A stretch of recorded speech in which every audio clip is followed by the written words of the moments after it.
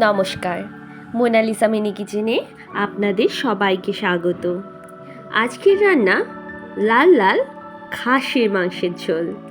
সবাই বাড়িতে এটা রান্না করে থাকেন।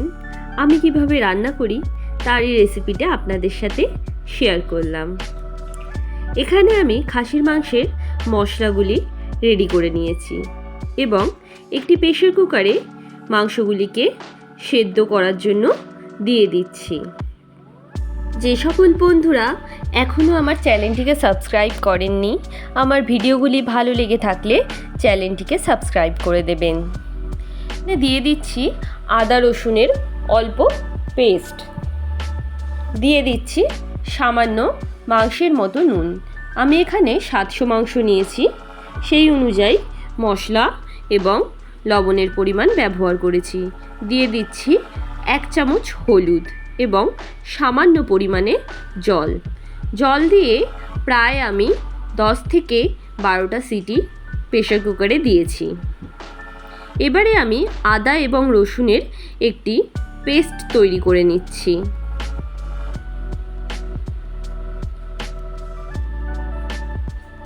আলাদাভাবে তৈরি করে নিচ্ছি টমেটো এবং শুকনো লঙ্কার একটি পেস্ট।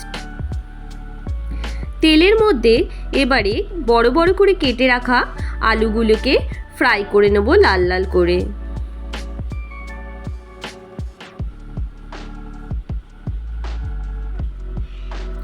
আমি এখানে সর্ষের তেলের ব্যবহার করেছি।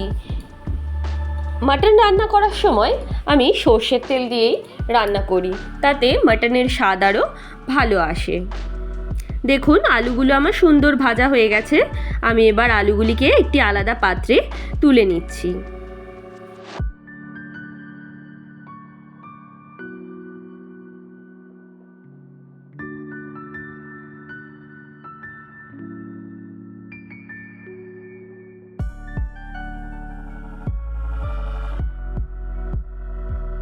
ওই তেলের মধ্যেই আমি ফোড়নের জন্য দিয়ে দিচ্ছি চিনিগুলি লাল লাল হয়ে ফুটে উঠলে তার মধ্যে আমি দিয়ে দিচ্ছি 2টো তেজপাতা, 2টো এলাচ, 2টো লবঙ্গ এবং দারচিনি।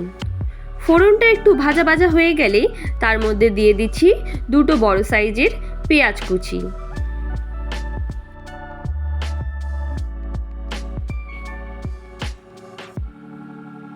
পেঁয়াজগুলো আমার সুন্দর ভাজা হয়ে গেছে। এবারে আমি এর মধ্যে অ্যাড করে দিচ্ছি আদা এবং রসুনের পেস্টটিকে।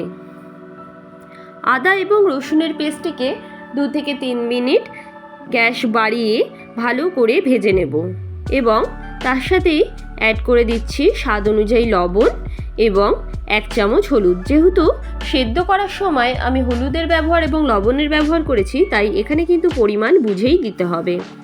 এবারে মশলাগুলিকে ভালো করে কষিয়ে নিতে হবে।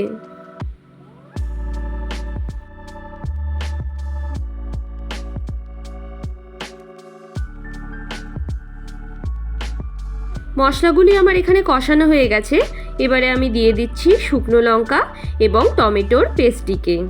এই মশলাগুলি দিয়ে আবারও ভালো করে 5 থেকে 7 মিনিট গ্যাস মিডিয়াম রেখে ভালো করে ভাজতে হবে। দিয়ে দিলাম জিরে বাটা।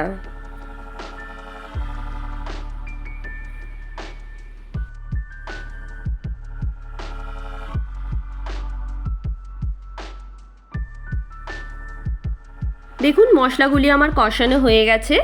মশলা থেকে তেল এবং রং দুটোই চলে এসেছে। এবারে আমি সেদ্ধ করা মাংসগুলিকে এই মশলার মধ্যে দিয়ে দেব। মাংসের যে সামান্য পরিমাণে জল বেরিয়েছে সেটি কিন্তু এই মশলা কষানোর সময় দেব না। যখন জল অ্যাড করব তার সঙ্গে আমি মাংসের স্টুটা দিয়ে দেব। মাংসের সাথে মশলাগুলিকে ভালো করে নাড়িয়ে চাড়িয়ে কষিয়ে নিতে হবে। দেখুন কি সুন্দর কালার চলে এসেছে।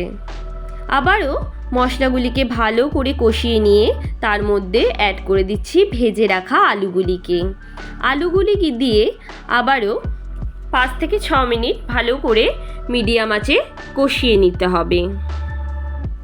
দেখুন আমার আলুগুলি এবং মাংসগুলি ভালো করে কষানো হয়ে গেছে। এবারে আমি এর মধ্যে দিয়ে দিচ্ছি পরিমাণ মতো জল। আমি একটু ঝোল ঝোল লাল লাল রাখতেই পছন্দ করি, তাই খাসির মাংসে একটু বেশি পরিমাণের জলই আমি দিই। জল দেওয়ার পর গ্যাসকে মাঝারি আঁচে রেখে একটি ঢাকনি চাপা দিয়ে দিতে হবে। দেখুন আমার মাংসের ঝোলটি সুন্দর ফুটে গেছে। এবারে আমি এর মধ্যে অ্যাড করে দিচ্ছি গুঁড়ো গরম মশলা।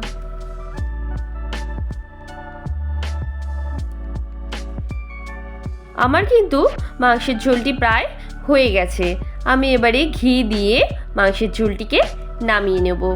রান্না করে অবশ্যই জানাবেন আমার মাংসের ঝোলটি কেমন লাগলো। দিয়ে দিচ্ছি নামানোর আগে স্বাদ অনুযায়ী সামান্য চিনি।